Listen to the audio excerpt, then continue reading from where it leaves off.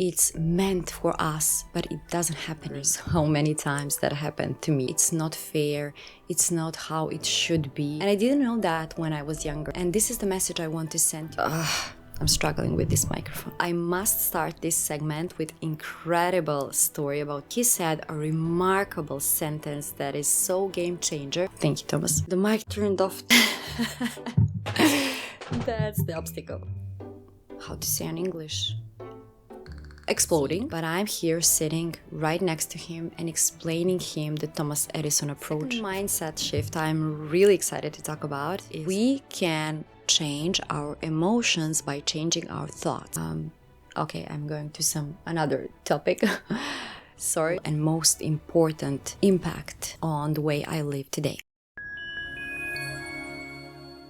Alright, the kids are at school, the husband is at work, so I was thinking to spend this time with you because lately I was thinking how much I changed through the years in terms of how I feel, how I manage my feelings and emotions, how I think, how I behave, how I manage challenges and obstacles in life, and how different I am today. And what I realized is that there are three main remarkable mindset shifts that made me feel this way and change for the better. Let's start with the first mindset shift that had the most remarkable and most important impact on the way I live today. Obstacles are redirections.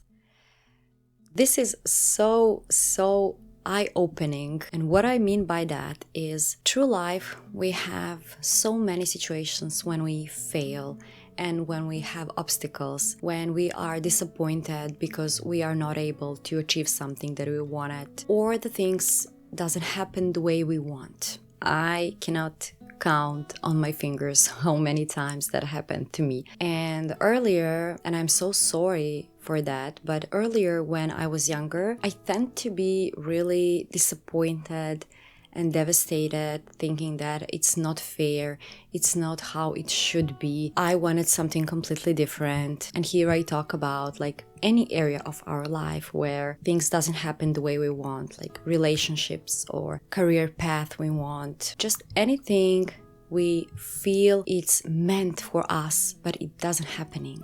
So what I realized through the years now when I'm in my 30s and when I'm a parent and when I take a look back to my past, if things happened the way I really wanted at that period of time, my life would never be this way. And this way is the right way right now. And I didn't know that when I was younger. And this is the message I want to send to any young person that is looking this video, and that I would like to say to my younger self, just be patient, and in the future you will see why things happened that way, and that is for your good probably. You will see that that was the right choice or redirection, like why I like to think about this in the term of redirecting, because when one path is closed for us at one point, and we are angry and disappointed, but we don't realize that there is a point of it, that we are redirected to some other path or to some other person, to some other option that will lead us where we should be one day. I don't know, is this like the general truth, but I know that this mindset shift helped me to not stress about things not going the way I want, to be patient, to be, what is the most important, I think, to be calm when things are not going the way I want, and to see some bigger, wider picture of my current situation, and to think about how that can be beneficial for me and for my future. The second mindset shift I'm really excited to talk about is failure is a stepstone. And I must start this segment with incredible story about Thomas Edison, who invented the bulb. When he was trying to invent the bulb, his bulbs were, how to say in English, exploding, okay, for 10,000 times. Like he made 10,000 mistakes until he finally invented the bulb we have right now. Thank you, Thomas. What is the point of this story is when Someone asked him, like, how was that feeling to fail 10,000 times? He said a remarkable sentence that is so inspirational and so game changer, and that sentence is, I didn't fail. The bulb invention was the 10,000 step process. He basically said, I didn't fail, I just found 10,000 ways that doesn't work. When I read this sentence, I really changed the way I think about failure. And this is what am I trying to teach my kids right now, that failure is not something that is bad. It doesn't mean you're not able to do something. It just means you haven't tried enough times. I'm struggling with this microphone. When we have a wrong mindset about failure, and that wrong mindset is that we are not capable of achieving something, we are blaming ourselves, we quit really quickly, lose self-confidence and self-esteem, and that happens very often. But this mindset shift, that failure is a stepstone, that it is only one step closer to what you want to achieve, is a game changer, because it makes you try again and again and again. I really don't mind any failure anymore, and I cannot count how many times I experienced failure and rejection. I'm serious, I really failed so many times in all areas of my life. But once I included the first mindset shift that I mentioned, that any obstacle or failure is just a redirection, I also started feeling different about failures. I also experienced failure as a redirection. So, like the Thomas Edison said, he found 10,000 ways something is not working, in his case, bulb. That's the way I think when I fail. I didn't fail, I just found another way this is not working. So I'm redirected to another way, to something different, to another approach that maybe is better. The only thing that is important here is not to quit. And using this mindset that it's a stepstone, that automatically means not quitting, that quitting is not an option, it's a step forward. So I'm going another step forward. And this is what I am trying to teach my children, especially the older one. He's the second grade right now, and he is facing some failures, okay? Those are maybe little failures, but in his head are not. When he's struggling with some lesson, for example, and he have the mindset that he will never succeed. But I'm here sitting right next to him and explaining him the Thomas Edison approach, of course, on some much simpler way. But I am so grateful I realized this, and I can explain this to my kids. I think this is really important for our happiness, for our self-confidence, for our self-esteem, and I want my children to build those skills. So I'm trying to teach him that there is no failure. I simply tell him, you just didn't try enough times, you just have to practice more. You know how you learned in the first grade to write. You didn't know how to write, but you learned letter by letter by letter, and now you know how to write. And now you also know how to read. So if you want to achieve anything, if you want to become better or the best at something, you just have to practice if you really want something. Okay, I'm going to another topic. Sorry, that's it. Will advise you, as I advise my kids, to not see failure as something that should make you quit and feel bad about yourself. It's just the sign that you haven't tried enough times, and you just have to keep moving forward. The mic turned off. There is an obstacle. That's the obstacle. Okay, it's working. And the last mindset shift for this video is I am responsible for my feelings, for my behavior, and for the way I live. It's true.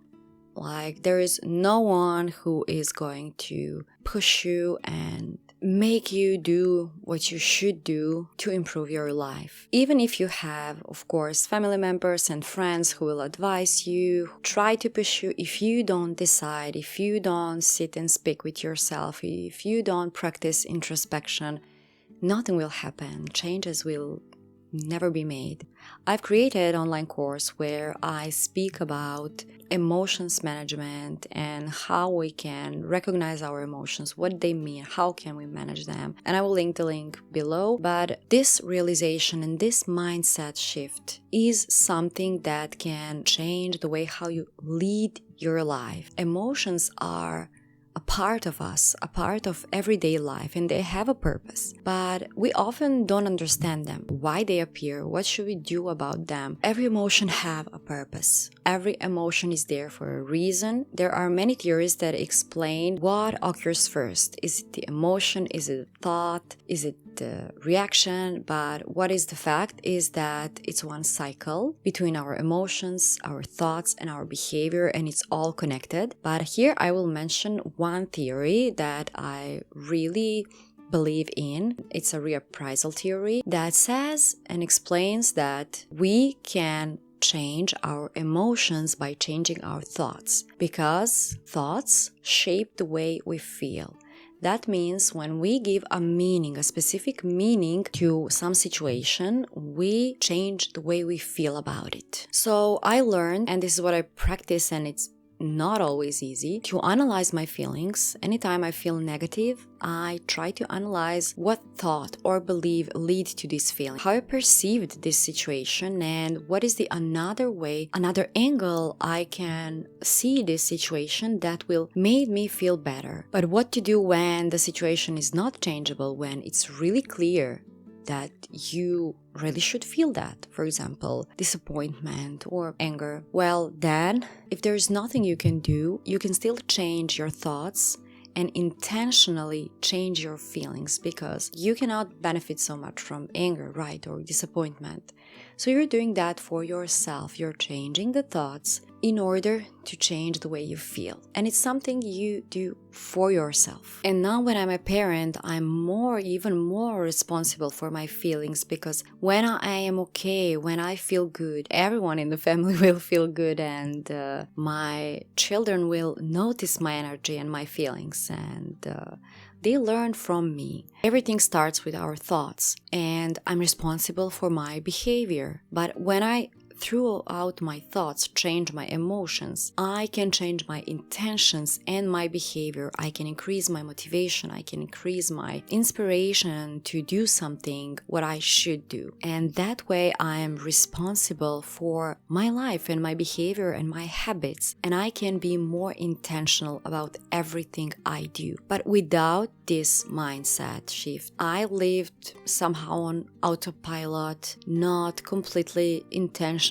and aware of what I feel, what I think, and how I behave, and why I behave that way. And I was not able to build a good habits. I was not able to manage and live my life the way I want. So when I started thinking, okay, I am responsible for my thoughts, feelings, behavior, and life, and habits, I stopped feeling as a victim of life circumstances, but rather as someone who is capable to sit down and think a little bit about what is happening, how is happening, what can I do about it, how can I change my feelings about it, and how can I become resilient and move forward.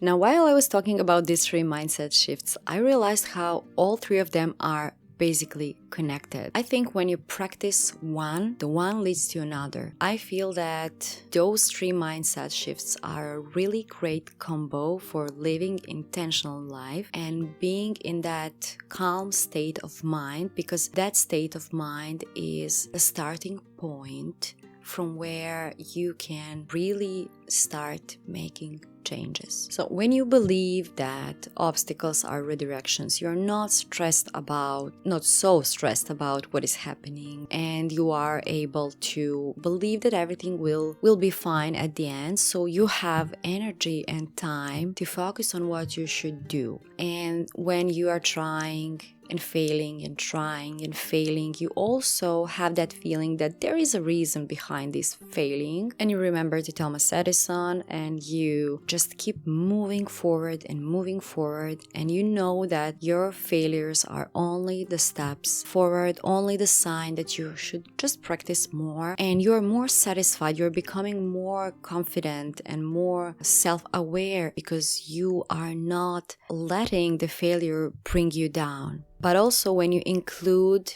the mindset shift, I am responsible for my feelings, behavior, emotions, and life, then you feel that you are not in a position to just let things happen to you and feel powerless about it. You know that you can sit down or stand up and have one honest conversation with yourself. Observe your life, your emotions, your choices, your thoughts, and your beliefs, and then make an agreement with you that you will take responsibility for yourself and that you will be kind to yourself, good to yourself, and that you will stand for yourself and help yourself overcome things you should overcome and keep moving forward intentional. Thank you so much for spending time with me this morning. I really hope you can find these mindset shifts inspirational. They really helped me, and that's why I was